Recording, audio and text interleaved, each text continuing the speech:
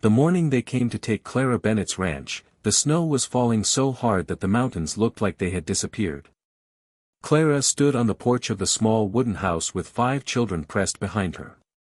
She was 34 years old, a widow, and tired in a way sleep could no longer fix. Her oldest son, Daniel, was 14. He stood beside her with his father's old coat hanging from his narrow shoulders, trying very hard to look like a man.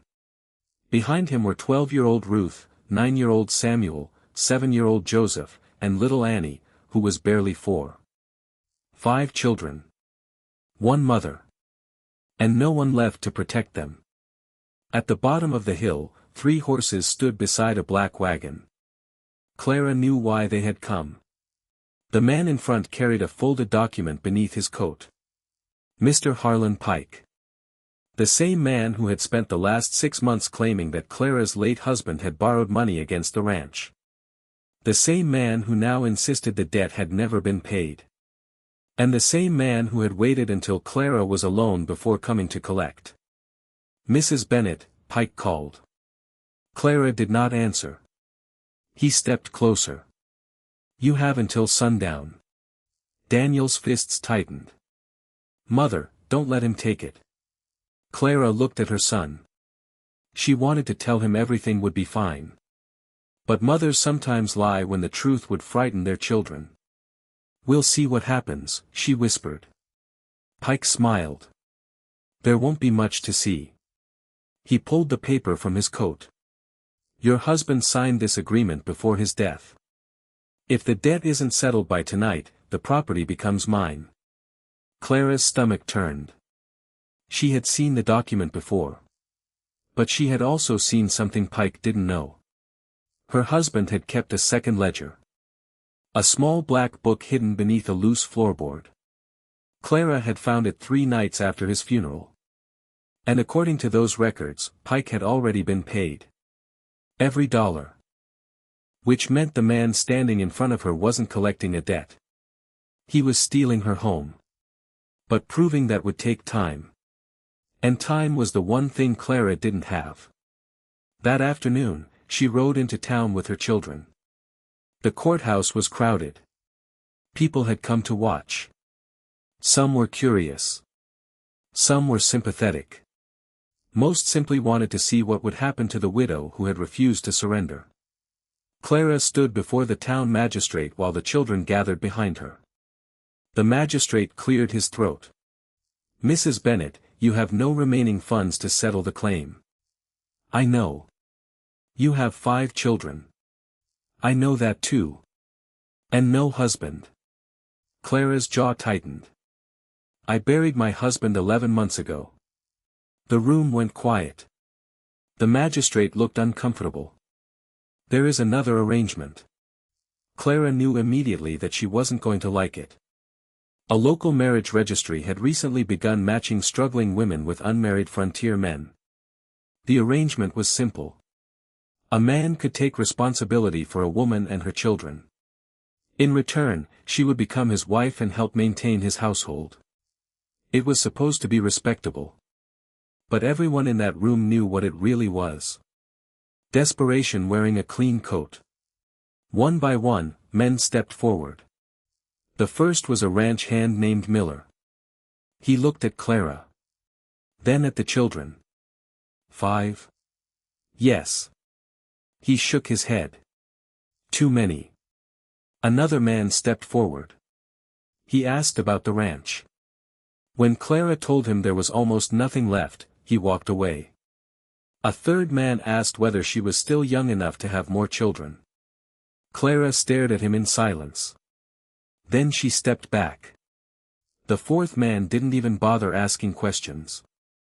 "I've got enough trouble without taking on somebody else's." Her cheeks burned. But she refused to cry. She had cried enough at her husband's grave. She had cried when the children went hungry. She had cried alone in the kitchen when she realized there was only flour left for 2 more meals. She would not cry in front of these men. Then the magistrate called for another name. No one came forward. The room grew uncomfortable. Clara looked at her children. Annie was holding Ruth's hand. Joseph was trying to hide behind Samuel. Daniel was staring at the floor. Clara suddenly understood what would happen next. If nobody accepted responsibility for the family, the court could separate them. Daniel could be sent to a work farm. Ruth could be placed with another household. The younger children could be divided between different homes. 5 children. 5 different futures. Clara felt something inside her break. No. The magistrate looked at her. Mrs. Bennett. No. Her voice was stronger this time. You will not separate my children. A murmur moved through the room. The magistrate sighed. Then someone must take responsibility for all of you. Clara looked around. 40 faces stared back. None stepped forward. Then the courthouse doors opened. Every head turned. A tall man stood in the doorway. Snow covered the shoulders of his dark coat. He removed his gloves slowly. No one spoke. The man walked into the room with the quiet confidence of someone who had never needed permission to enter anywhere. He was broad through the shoulders, with dark hair touched by gray. A scar ran from the edge of his left eyebrow toward his cheek. His eyes were cold. Not cruel. Just unreadable. Clara had never seen him before. But everyone else seemed to know exactly who he was. Someone whispered his name. Silas Kane. Another voice answered quietly. The mountain rancher. Clara's heart sank. She had heard that name. Silas Kane lived nearly 2 days from town, beyond the northern ridge. He owned hundreds of acres of rough mountain land. He rarely came into town. Some said he had once been a soldier. Others claimed he had killed 3 men. Nobody seemed to know the truth. Silas stopped several feet from the magistrate. What happened? The magistrate looked relieved. Silas, this isn't your concern. Silas glanced toward Clara. Then toward the 5 children. It is now. Clara stared at him. The room became completely silent. Silas looked at the magistrate. How much? The magistrate blinked. For what? The debt. Pike stepped forward. She owes. How much? Pike hesitated. $800. Silas reached inside his coat. He placed a leather pouch on the magistrate's desk. The sound of coins hitting wood echoed through the room. That's enough. Pike's face changed. You can't just. I can. Silas looked at Clara. His voice was calm. I'll settle the debt. Clara couldn't breathe. The magistrate stared at the money. Then at Silas. You understand there are 5 children? I counted them. They'll require food. I have food. Clothing. I have clothing. Schooling. Silas paused. They'll learn what they need to know. The magistrate swallowed. And Mrs. Bennett? Silas looked at Clara again. I'll marry her. A gasp moved through the courthouse. Clara felt as though the floor had shifted beneath her feet. Silas continued. But there are conditions. Clara finally found her voice. What conditions? He looked directly at her. You work. She nodded slowly. I can work. You don't complain when the winters are hard. I won't. You don't expect luxury. I don't.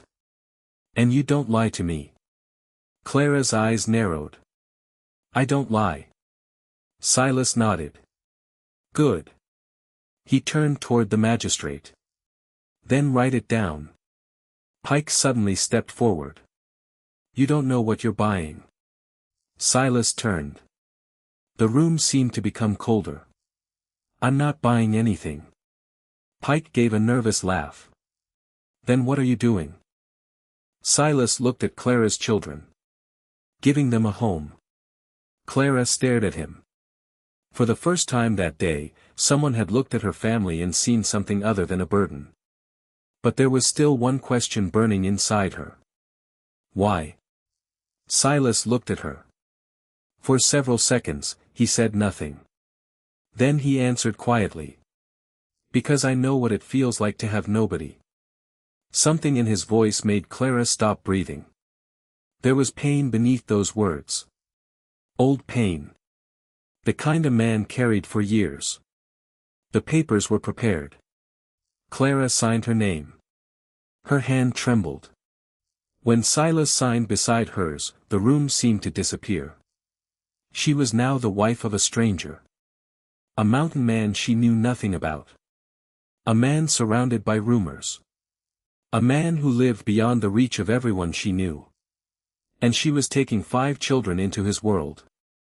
Outside, the snow had grown heavier.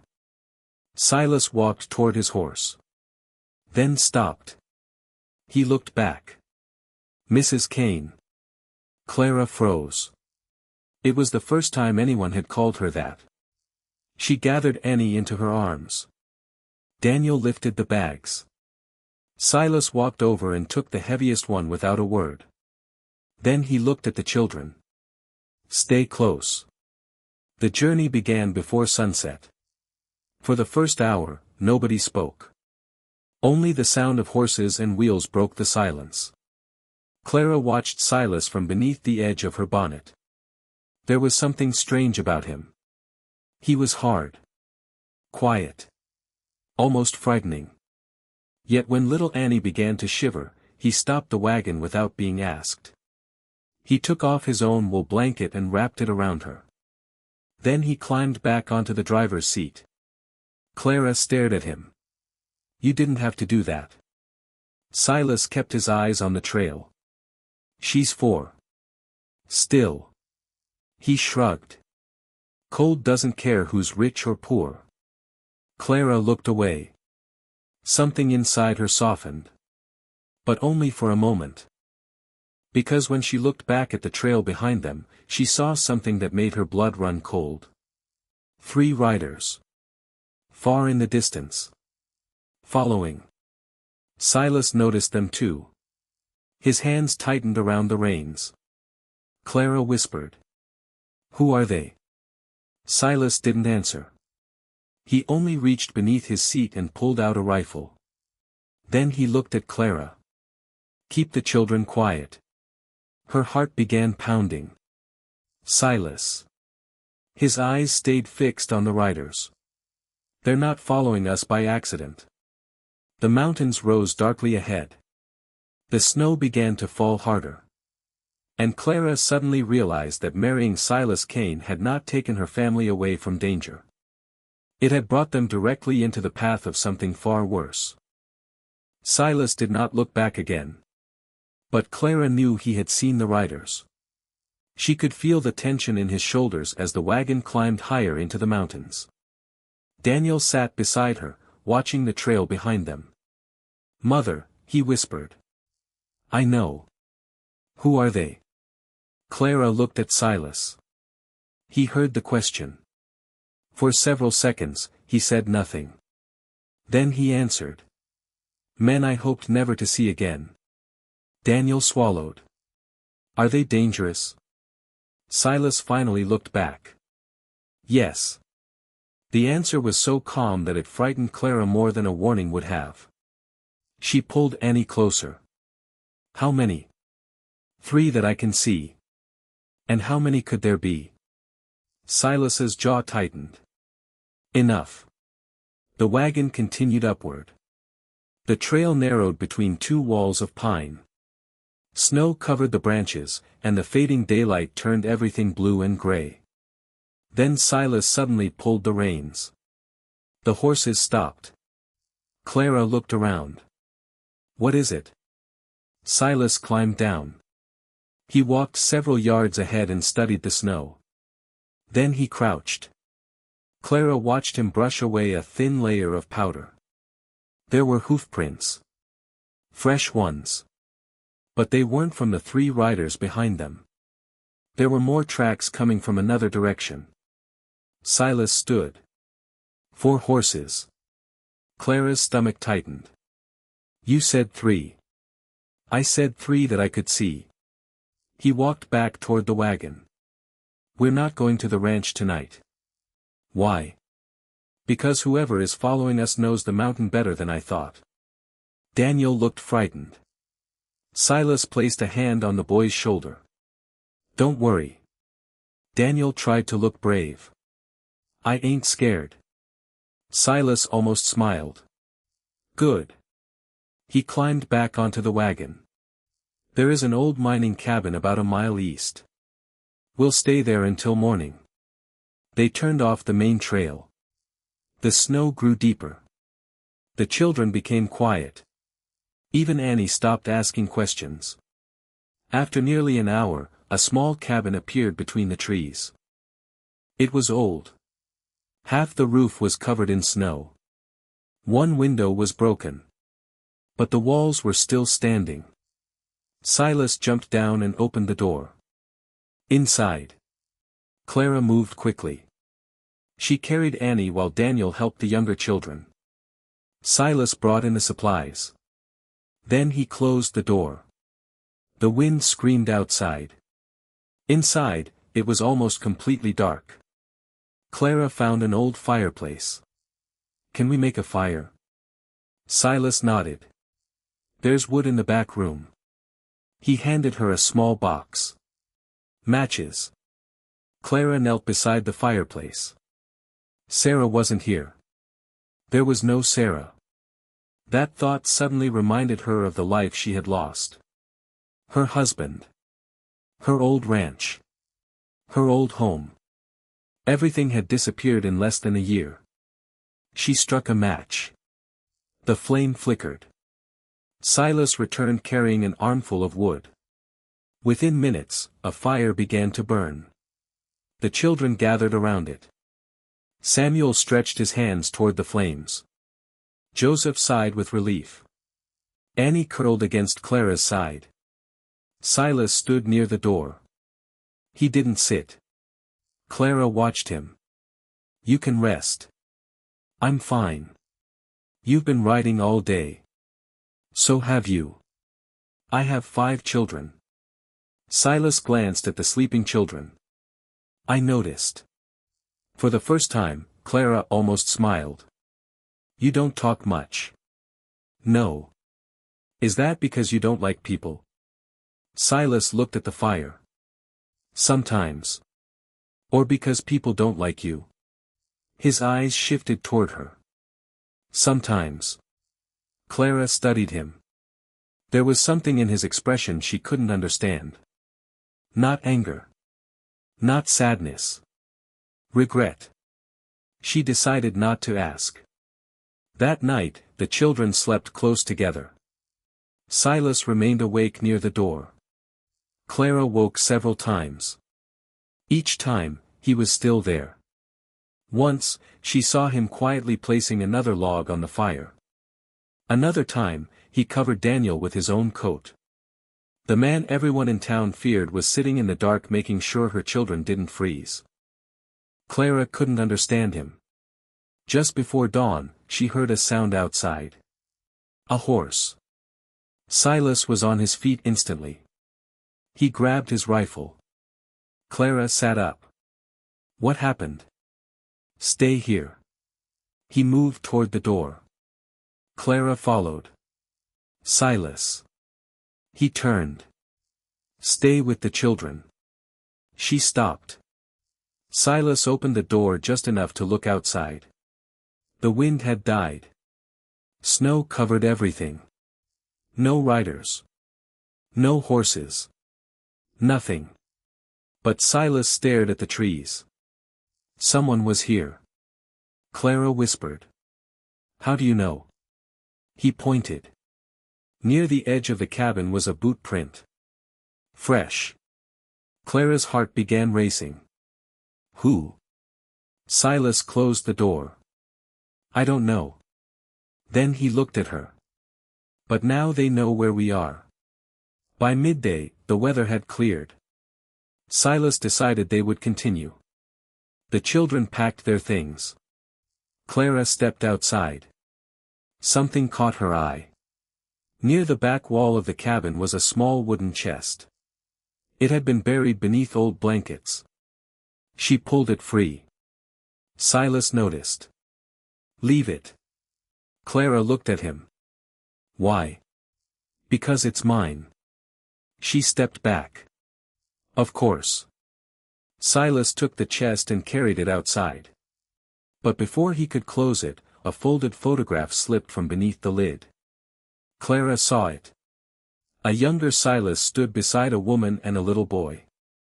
They were smiling. Silas wasn't the hard man she knew. He looked happy. Clara looked at him. "Your family?" Silas froze. For several seconds, he didn't answer. Then he nodded. "My wife." "And your son?" Silas's eyes lowered. "His name was Eli." Clara felt a knot form in her throat. "What happened?" Silas closed the chest. "They died." She waited. "How?" He looked toward the mountains. "Men came for the land." Clara's eyes widened. "The men following us?" "Not exactly." Silas's voice became quieter. "But the same kind." He explained little. Years ago, a powerful land speculator had wanted Silas's property. When Silas refused to sell, the man had sent armed men. A fire had started. His wife and young son never escaped the cabin. Silas had survived. But he had never forgiven himself. Clara looked at him differently. "You've been alone ever since." 10 years. "Why did you come to town?" Silas hesitated. "Because I was tired of being alone." The word struck her unexpectedly. Then Clara remembered what he had said in the courthouse. "I know what it feels like to have nobody." She understood now. Maybe he hadn't rescued her family because he was looking for a wife. Maybe he had rescued them because he knew exactly what it meant to lose one. They continued toward the ranch. By late afternoon, the trees began to thin. A valley opened ahead. Clara saw a large wooden cabin. A barn. Fenced pasture. A small creek. Stacks of firewood. For the first time in months, she saw something that looked like safety. The children stared. "Is that our home?" Daniel asked. Silas nodded. "If you want it to be." Clara looked at him. "You mean that?" "I don't force people to stay." She didn't answer. They entered the ranch just before sunset. The children explored immediately. Daniel helped Silas with the horses. Ruth began unpacking supplies. Clara watched from the porch. For a few minutes, everything was peaceful. Then a rifle shot echoed across the valley. Everyone froze. Silas's hand went immediately to his weapon. Another shot followed. This one hit the wooden post beside Clara. She screamed. The children ran inside. Silas grabbed Clara and pulled her behind the porch wall. "Stay down." "Who are they?" He looked toward the ridge. 3 riders appeared. Then 2 more. 5 men. The leader rode a black horse. He had a long scar across his cheek. Silas's face changed when he saw him. Clara had never seen fear in his eyes before. Now she did. "Who is that?" Silas whispered the name. "Gideon Voss." The rider stopped at the edge of the property. His voice carried through the valley. "Silas Kane." Silas stepped out from behind the porch. "What do you want?" Gideon laughed. "You know what I want." His eyes moved toward Clara. Then toward the children. A slow smile appeared on his face. "Well, well." Clara felt cold. Gideon pointed toward the ranch. "You finally found yourself a family." Silas's voice was low. Leave. Gideon laughed again. I've been waiting 10 years to hear you say that. He leaned forward. You still don't understand, do you? Silas raised his rifle. Gideon's smile disappeared. This land was never yours. Clara looked at Silas. What does he mean? Silas didn't answer. Gideon did. Ask your new husband about the land deed. Clara's heart sank. What deed? Silas looked at her. Gideon laughed. Ah. He smiled. She doesn't know. Clara stared at Silas. What didn't you tell me? Silas lowered his rifle slightly. Clara. Gideon interrupted. Your husband isn't the hero you think he is. Silas's expression hardened. Ride away, Gideon. Gideon shook his head. Not without what belongs to me. He pointed toward the ranch. The land. Then he pointed toward Clara. And perhaps the woman. Clara stepped closer to Silas. Gideon smiled. She's worth more than you realize. Silas raised the rifle again. You come one step closer, and this ends badly. Gideon laughed. That's what you said 10 years ago. He turned his horse. Then stopped. 3 days, Silas. Silas said nothing. Gideon looked back. 3 days to hand over the ranch. His eyes moved to Clara. Or I'll come back for everything. The 5 riders disappeared into the trees. Silas remained still. Clara looked at him. Is it true? He didn't answer. Silas. Finally, he lowered his rifle. Part of it. Her heart sank. What part? Silas looked at the children inside the cabin. Then back at her. The part about the land. Clara's voice trembled. And the rest? Silas was silent. She stepped closer. You promised me you wouldn't lie. His eyes met hers. I didn't lie. Then tell me the truth. Silas looked toward the mountains. My family died because of this land. He paused. And Gideon Voss was the man who ordered it. Clara's anger disappeared. But another question remained. Why didn't you tell me? Silas looked at her. Because I didn't want you to marry me out of fear. Clara stared at him. You could have told me. I know. For the first time, the hard man looked tired. I'm sorry. Clara didn't know what to say. Inside the cabin, Annie began crying. Clara turned toward the sound. Silas stopped her. Clara. She looked back. I will protect you. His voice was quiet. But I need you to understand something. What? If Gideon comes back, he won't stop at the ranch. Clara's blood ran cold. He'll come for the children. Silas nodded. And this time, I may not be able to stop him alone. Clara looked through the window. Her 5 children were gathered together. 5 lives depended on her. She had spent years surviving. She had lost her husband. Her home. Her security. She had been called weak. Burden. Unwanted. But now she understood something. She wasn't standing beside Silas Kane because she had nowhere else to go. She was standing beside him because her children needed someone willing to fight. Clara turned back to him. Then you won't fight alone. Silas stared at her. For several seconds, neither spoke. Then he gave a slow nod. All right. He looked toward the darkening mountains. Then we prepare tonight. Because 3 days had just become a countdown. And Gideon Voss was coming for everything Silas Kane had left. Including the family Clara had only just begun to call her own. The next morning, Clara woke before sunrise. For a moment, she forgot where she was. Then she heard the wind moving through the pine trees. She remembered. The mountain ranch. Silas. Gideon Voss. 3 days. She got out of bed quietly and walked toward the kitchen. Silas was already awake. He stood beside the table with several papers spread across it. His rifle rested against the wall.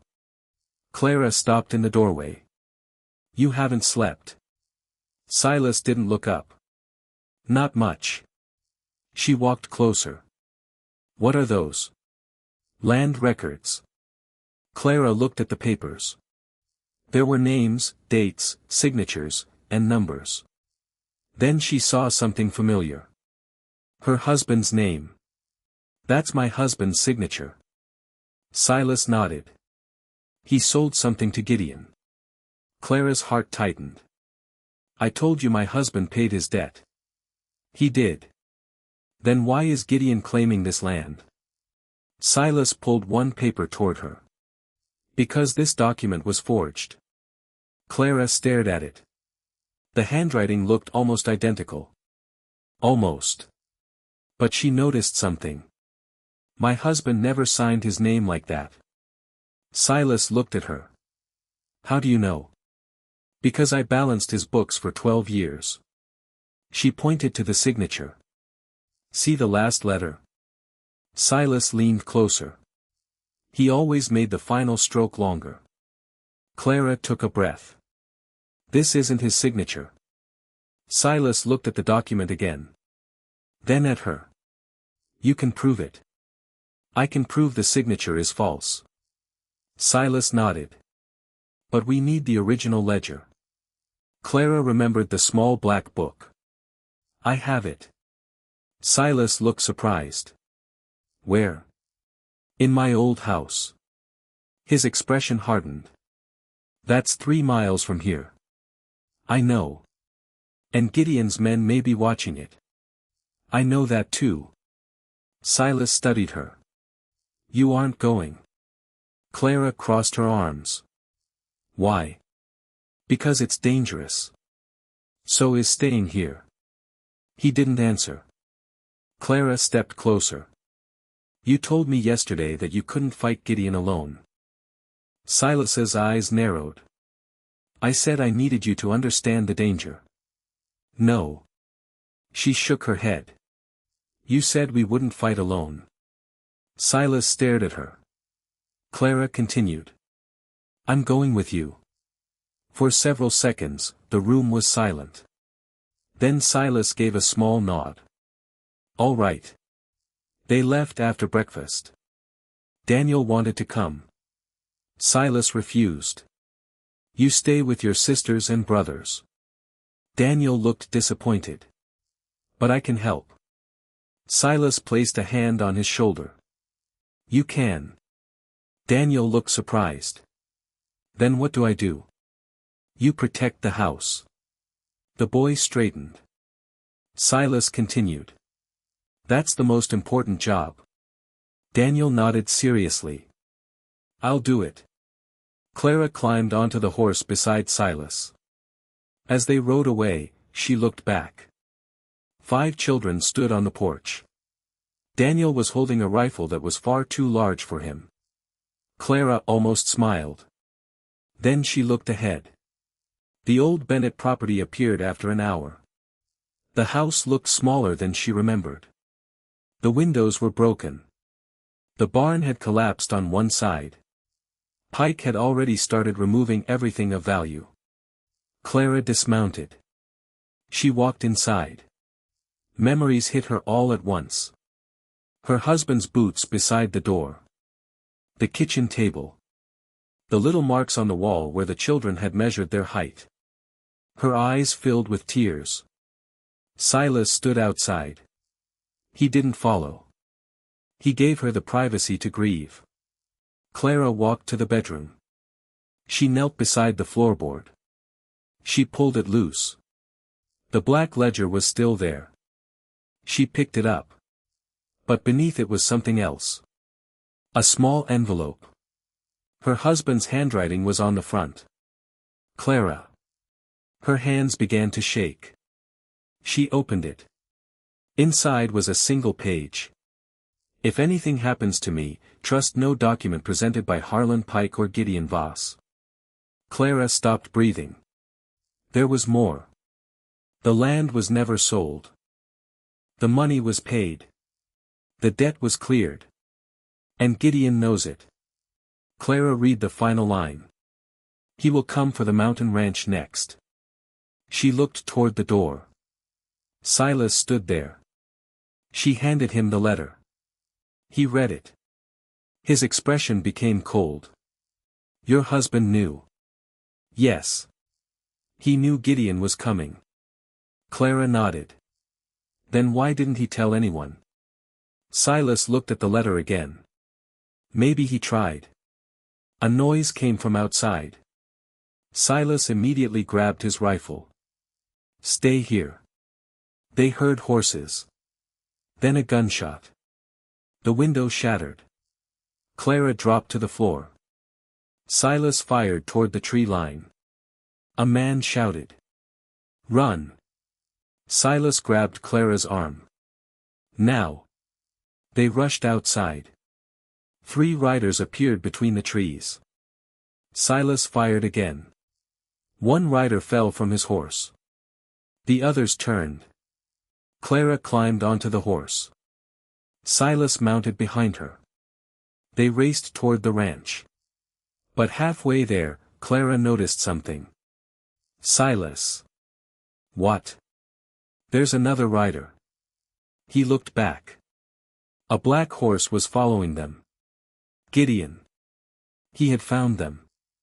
They pushed the horses harder. The ranch came into view. Smoke was rising from the barn. Clara's heart stopped. The children. Silas didn't answer. He kicked the horse forward. They reached the ranch. Daniel stood outside the cabin with the rifle. The younger children were behind him. Gideon sat near the barn. 2 men had surrounded the house. Gideon smiled. Welcome home. Silas dismounted. His rifle was already in his hands. Let them go. Gideon shook his head. You still don't understand. He pointed toward Clara. She has the ledger. Clara froze. Gideon smiled. Your husband kept records. Silas looked at Clara. She understood immediately. Gideon hadn't come for the ranch. He had come for the evidence. Silas stepped forward. You want the ledger? Gideon nodded. Give it to me. Silas looked at Clara. She shook her head. No. Gideon's smile disappeared. You have 5 children. Clara stepped forward. And you have 5 seconds to leave. Gideon laughed. You think you're brave now? Clara looked directly at him. No. She tightened her grip on the ledger. I'm not brave. She looked at her children. I'm a mother. Gideon raised his pistol. Then Daniel fired. The shot struck the ground beside Gideon's horse. The horse reared. Gideon lost his balance. Silas fired immediately. One of Gideon's men dropped his weapon. The second ran toward the barn. Clara grabbed Daniel. Inside. The children rushed into the cabin. Silas moved toward Gideon. The 2 men faced each other. For 10 years, they had carried the same hatred. Gideon pulled his pistol. Silas raised his rifle. Neither fired. Gideon smiled. You won't shoot me. Why? Because you're still the man who couldn't save his family. Silas's face went completely still. Gideon continued. 10 years ago, you froze. Silas's grip tightened. You watched your wife and boy die. Clara heard the words from the porch. She saw something change in Silas. Not anger. Pain. Gideon took another step. You've been hiding in these mountains ever since. Silas lowered his rifle slightly. Gideon smiled. That's right. He lifted his pistol. You're still weak. Clara suddenly understood. Gideon wanted Silas angry. He wanted him to make a mistake. She stepped forward. Silas. Silas looked at her. Don't listen to him. Gideon turned. What? Clara raised the ledger. You didn't win 10 years ago. Gideon's eyes narrowed. My husband knew what you did. She held up the letter. He knew about the forged documents. Gideon's expression changed. Clara continued. And now I have proof. For the first time, fear appeared in his eyes. You don't know what you're talking about. I know enough. She held the papers higher. Your men burned the old ranch. Gideon stepped backward. You can't prove that. My husband's letter can. Silas looked at Gideon. The anger in his face was gone. There was only certainty. You lost. Gideon suddenly fired. Silas moved. The bullet struck the wooden post. Silas tackled Gideon. The two men crashed into the snow. Gideon fought wildly. Silas fought differently. Controlled. Focused.